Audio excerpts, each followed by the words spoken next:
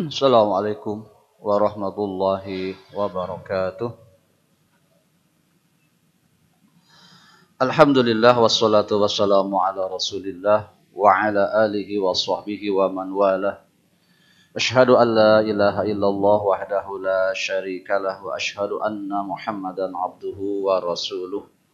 Allahumma salli wa sallim wa barik ala Muhammadin wa ala alihi wa sahbihi wa man tabi'ahum bi ihsanin ila yaumiddin, amma ba'd. Masyarul muslimin rahimani wa rahimakumullah, jamaah sekalian yang saya hormati dan dimuliakan oleh Allah Subhanahu wa taala.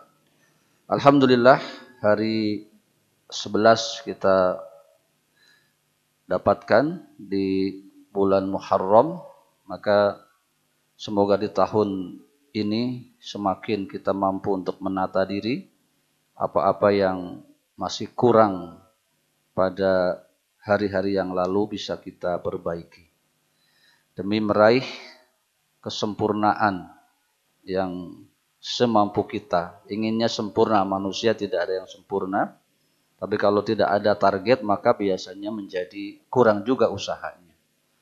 Beberapa hal yang ingin atau selalu kita coba terapkan dalam berbagai hal, termasuk adab ketika kita berada di dalam masjid, ya, termasuk ketika tiba-tiba suara ponsel berdering, ya. Ini terkadang kenapa seperti itu? Yang pertama, sebetulnya sekarang sudah umum di masjid-masjid diberitahukan tentang bagaimana saat di dalam masjid, di antaranya kondisi handphone dalam keadaan silent, ya, atau dimatikan. Tetapi masalahnya kadang lupa, Pak, ya. Bukan maksud kita juga menyalakan. Nah, maka hal-hal yang harus diperhatikan, yang pertama, kita ini muslim, ya, dan sudah bergerak menjadi lebih baik karena datang ke masjid. Maka yang pertama, sesuaikan ringtone di handphone kita. Jangan lagi ada lalaguan, musik-musik, ya, meskipun barangkali sebagian kita mungkin belum sampai kepada tahap meyakini musik itu haram, ya. Kajian di YouTube banyak, Bapak-bapak sekalian, kita tidak menyudutkan salah satu, ditelaah saja. Sebagian kita sudah alhamdulillah meyakini musik itu haram. Sebagian mungkin belum, dikaji saja nanti seperti apa hasilnya. Tetapi perlu diketahui, di antara yang mengatakan musik itu halal, juga wajib tahu bahwa yang dikatakan halal itu adalah haram. Ya, kenapa? Karena isi dari liriknya. Ya, isi dari liriknya. Jadi perhatikan, lagu-lagu itu yang dianggap oleh orang halal itu disepakati nanti kalau diteliti itu haram dan tidak boleh. Contoh, Pak. Bapak-bapak sudah menikah, ada lagu-lagu yang di situ isinya mencintai, menyukai istri orang, Pak. Boleh tidak, Pak? Tidak boleh kan? Haram. Ya.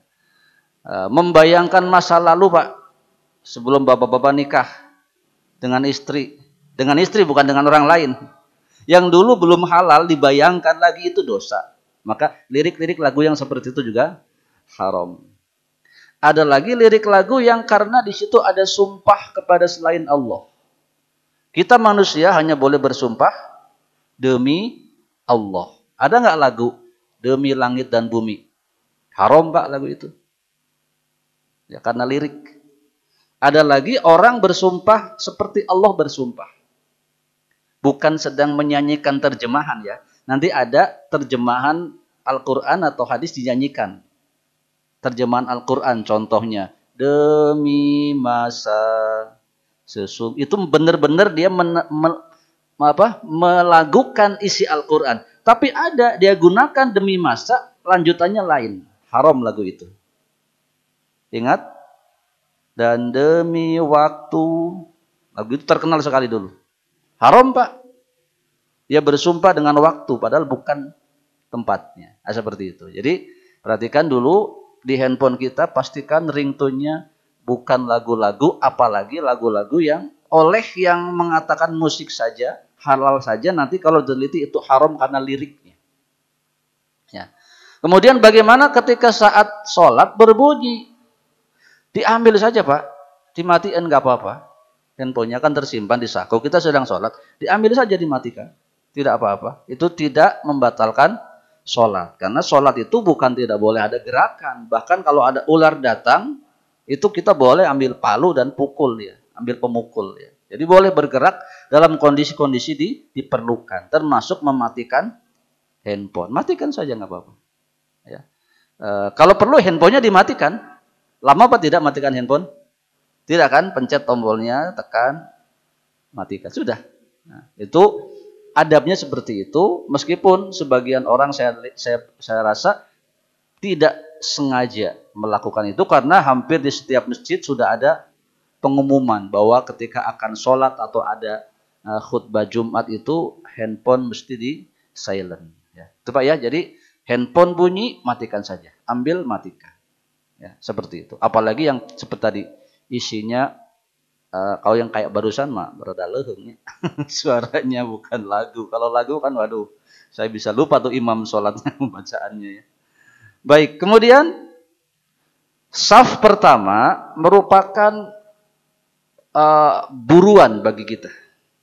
Ya, jadi saf pertama itu merupakan buruan. Jadi semua orang semestinya begitu datang ke masjid itu ngudag saf pertama.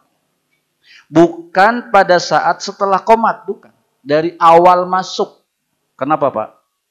Karena kalau tidak, nanti kalau di tempat-tempat yang khusus, Bapak ketinggalan. Karena dikejar saf pertama. Ya. Jadi begitu masuk, maju saja ke depan. Langsung. Apa tujuannya? Yang pertama mengambil sutroh. Sutroh itu pembatas sholat. Supaya tidak dilewati orang depannya. Atau supaya orang tidak bingung mau lewat mana ya. Belah dia ayah, pan bingung mana teh. Padahal orang yang akan lewat depan sholat itu tidak boleh dan harus menunggu 40, Pak. Kata Nabi 40. Duka 40 menit, duka 40 tahun ya teh. Jadi bingung kan orang lewat sana. Nah, maju ke depan agar langsung sutrohnya tembok. Jadi nggak mungkin ada orang lewat dan bingung mau lewat. Semua saja masuk ke depan. Ya. Bagian-bagian yang biasa ditempatin orang itu hindari. Ya, nih Pak Riki biasa di dia entong karunya tempat beliau, nggak apa-apa. Bapak-bapak di mana ngapling di dia silakan. Nanti pada saat lain jangan tempati tempat orang. Ya. Saya lihat yang seperti ini di sana di Pada Suka, Pak. Masjid Al Hijrah Pada Suka. Itu kalau sudah azan saf pertama nggak akan ada orang kebagian, kecuali oleh orang itu saja. Ya, sepuh-sepuh Pak rata-rata.